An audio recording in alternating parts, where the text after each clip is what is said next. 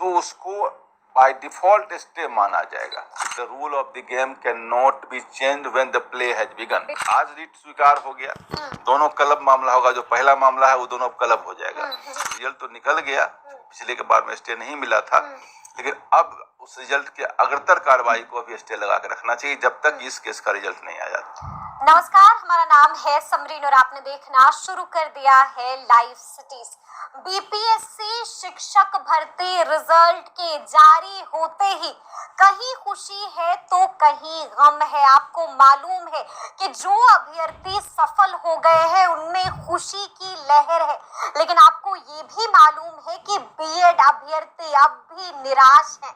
आपको मालूम है कि बीएड अभ्यर्थियों ने अब सुप्रीम कोर्ट का दरवाजा खटखटाया है और एक रिट याचिका दायर कर दी है। आपको बता दें कि बड़ी बात यह है कि सुप्रीम कोर्ट में वो रिट याचिका स्वीकार हो गई है। तो आज हम इसी मौजू पर बातचीत करेंगे और इस मौजू पर बातचीत करने के लिए हमारे साथ पटना हाई कोर्ट के जाने माने एडवोकेट देव प्रकाश जी हैं। सबसे पहले बहुत शुक्रिया बात करने जी, धन्यवाद जी। जैसा कि मैंने शुरू में ही कहा कि बड़ी बात यह है कि रिट याचिका सुप्रीम कोर्ट में स्वीकार कर ली गई है, तो इसके मायने क्या हम समझे वकील साहब? क्या उम्मीद की किरण जागी है?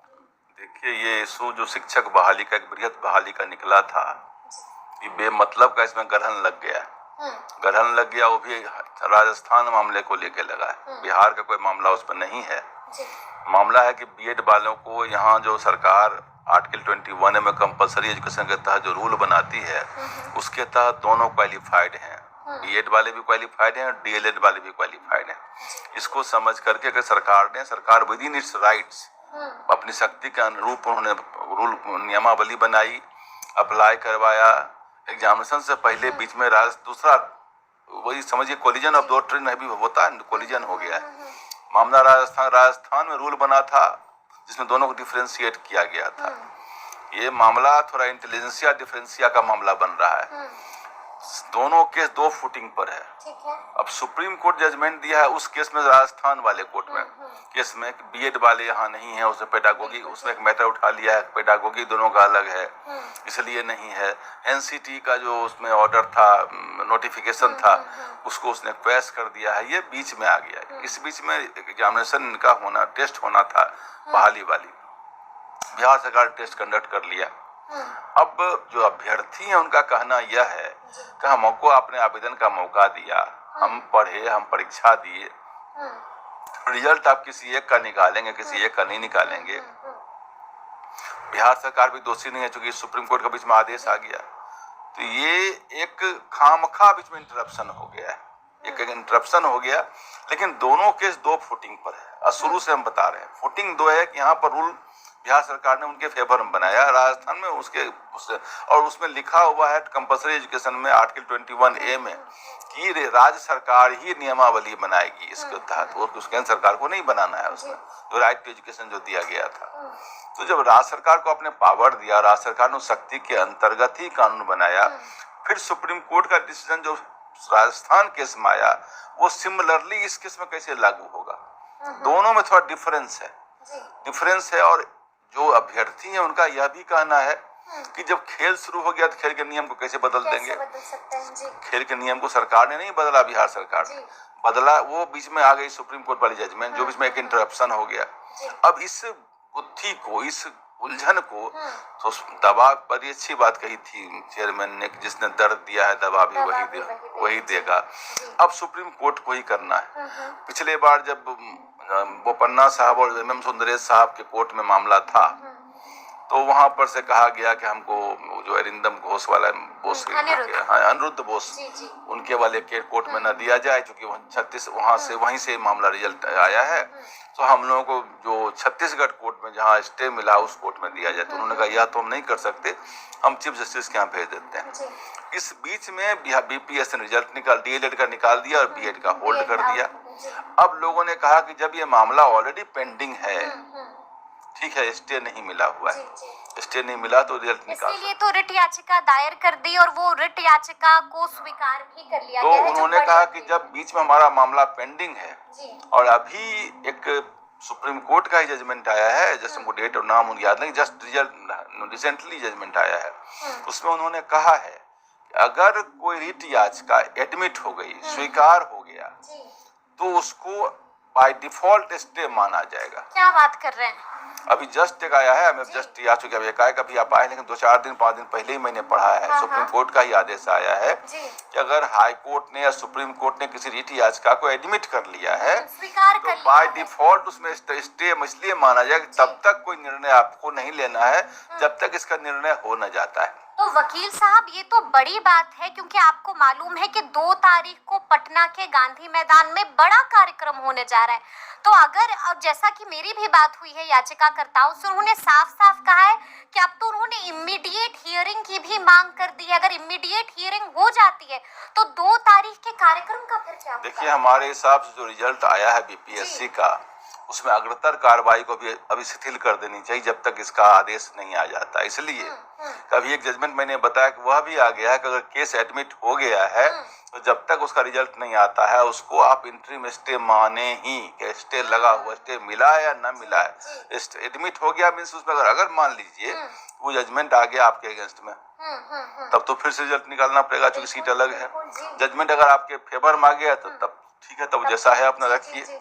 इसलिए उसको स्टे तो नहीं मिला है, लेकिन इसको डिम्ड स्टे माना जाएगा क्योंकि एडमिट हो गया है केस। एडमिट हो गया तो मतलब हम ये भी समझें कि बीएड वालों के लिए एक उम्मीद की किरण है, बड़ी उम्मीद की किरण है। अगर उम्मीद किरण नहीं होती तो वो बात जो मैं शुरू से मैं आपके बाइट में कहते आया हूँ कि the rule of the game can not be changed when the play has begin. बिल्कुल बिल्कुल जी। तो जब खेल शुरुआत होने के बाद खेल का नियम नहीं बदलेगा, नियम नहीं बदला गया, बीच में इंटरप्शन हो गया ड्यू टू राजस्थान वाले मामले को लेकर के। अब चूंकि आज रिट स्वीकार हो गया, दोनों क्लब मामला होगा, जो पहला मामला है वो दोनों क्लब हो जाएगा, क्लब हो जाएगा और चीफ जस्टिस ने स्वीकार किया है और यह भी मामला वहां रखा गया है कि बीच में रूल बदलना कैसे सही होगा। तो सुप्रीम कोर्ट इस बात को देखेगी ना कि नियमावली बनाने का शक्ति तो राज्य सरकार के पास में है, नियमावली उनके फेवर में है। दोनों केस में डिफरेंस है, दोनों केस सिमिलर फुटिंग केस नहीं है। और यह भी कह सकती है कम से कम अभी जो मामला आगे बढ़ गया है, जो ट्रेन खुल गई है, उसका टाइम टेबल तो मत बदलिए, उसको होने दीजिए, आगे अगर ऐसा कुछ है तो देखेंगे। तो मेरे हिसाब से अगर इस पॉइंट पर जो डिसिमिलर फुटिंग के मामले अगर उसको देखती है तो बीएड वालों को भी एक आशा की किरण उसमें है। सीधा सवाल वकील साहब, एक सीधा सवाल आपसे पूछेंगे कि क्या रिजल्ट पर स्टे लग सकता है, क्योंकि लगातार ये लोग मांग कर रहे हैं। देखिए, अभी स्टे लग सकता है वाली बात मैं नहीं बोल रहा हूँ, मैं दूसरी बात ही बोल रहा हूँ। जब उनका रिट स्वीकार हो गया है तो रिजल्ट जहाँ निकला वहीं को ही रुक जाना चाहिए, उसके आगे भी नहीं बढ़ना, आगे कोई कार्रवाई करता है कार्रवाई पर नहीं होना चाहिए, कार्रवाई नहीं होना जब तक रिजल्ट नहीं आ जाता है। क्योंकि अभी एक ऑलरेडी रिसेंट जजमेंट आया है कि जैसे ही कोई रिट एडमिट हो जाता है कोर्ट में, उसमें स्टे मिला है या नहीं मिला है, उस हालत में भी उसको स्टे माना जाए। किसी हाई कोर्ट का मामला था, उसको रिमांड कर दिया गया है कि इसको देख लीजिए कि अगर स्टे देने लायक नहीं है, अगर इमीडिएट हियरिंग हो जाती है, क्योंकि स्टे नहीं देना, यह भी तो नहीं कहा स्टे हम नहीं दे रहे हैं, शोभित नहीं कहा स्टे दे रहा है, एडमिट हो गया है। तो नॉर्मली ऐसा है, बड़े टैक्सेशन मैटर में भी होता है कि जैसे कोई हायर कोर्ट में केस चल रहा है तो कहता है कि मामला सब जुडिस है, सब जुडिस अभी इसको रुक जाइए, तो उसका रिजल्ट आने दीजिए। ऐसा है, बहुत सारे मामले हैं जो सुप्रीम कोर्ट में मामला पेंडिंग है, रिजल्ट तो निकल गया, पिछले के बार में स्टे नहीं मिला था, लेकिन अब उस रिजल्ट के अग्रतर कार्रवाई को अभी स्टे लगा के रखना चाहिए जब तक इस केस का रिजल्ट नहीं आ जाता। जो आपने आज के बारे में कहा कि स्वीकार हो गया है और वो चीज उसमें क्लब होगा, उसका रिजल्ट आने दीजिए, क्योंकि दोनों डिसिमिलर फुटिंग का केस है, आशा की किरण है। अभी हमारे हिसाब से बीपीएससी को अब इसके आगे कदम नहीं बढ़ाना चाहिए। वकील साहब, एक सवाल ये भी है कि जैसा कि आपने भी कहा और मैंने भी कहा कि 2 अलग अलग मामले हैं। एक मामला है कि बीएड अभ्यर्थियों को कक्षा 1 से 5 तक में शिक्षक बनाया जाए इस बार, और दूसरा मामला है कि रिजल्ट पर स्टे लगा दिया जाए।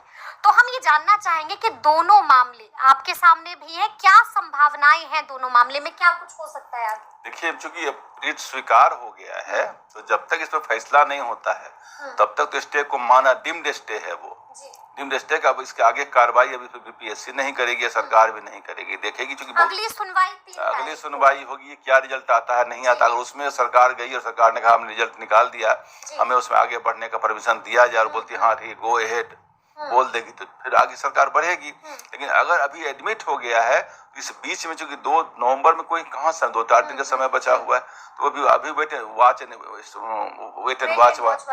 वॉच वाली स्थिति है। अभी इसमें आगे कोई कार्रवाई बीपीएससी को या बिहार सरकार को नहीं करना चाहिए। रिजल्ट निकल गया, वहीं पर अभी रखें उसको चीज को। ठीक है, ठीक है। एक तजुर्बा के हिसाब से हमेशा मैं आपसे सवाल पूछती हूँ वकील साहब, तो इस बार भी मैं पूछूंगी कि जो 2 अलग-अलग मामले हैं, क्या लगता है आपको 3 तारीख बड़ा दिन होने वाला है, बड़ी सुनवाई होने वाली है, क्या कुछ हो सकता है 3 तारीख? हो जाए तो अभ्यर्थियों कल्याण के लिए होगा, क्योंकि बीएड वाले बेचारे दिए थे एग्जामिनेशन, उसको शुरू में एलिजिबल थे और बीच में एक राजस्थान का मामला को लेकर के वह योग्य घोषित हो गए, तो दोनों मामला अलग अलग है उनके। इस बार तो कम से कम जरूर कर देना चाहिए और इसको थोड़ा सा और डिस्कशन करने की जरूरत पड़ सकती है हाई सुप्रीम कोर्ट में। और कोर्ट के जजमेंट में कभी कोई पक्का बरहम वाक्य नहीं होता है। कोर्ट ऑलवेज अपने जजमेंट को रिफाइन करती है, एमेंड करती है और सिचुएशन को देख के केस को वाइज, क्योंकि एक ही कोर्ट जो है सब में जाके फिट नहीं हो जाती है। जो मामला अगर है दूसरा केस अगर डिफरेंट है, उसका जजमेंट कुछ ना कुछ चेंज करेगा। एक ही मामले को सबको इसमें कहीं ना कहीं नहीं फिट कर सकते हैं आप। इसलिए इस केस में थोड़ा सा हमें कहीं थोड़ा सा उम्मीद लग रहा है सुप्रीम कोर्ट कंसिडर भी कर सकती है। सुप्रीम कोर्ट बड़ी बात कह दी है वकील साहब ने। देखिए, बहुत कुछ बता दिया है और अंत में ये भी बता दिया है कि you can not change the rule of the game when the game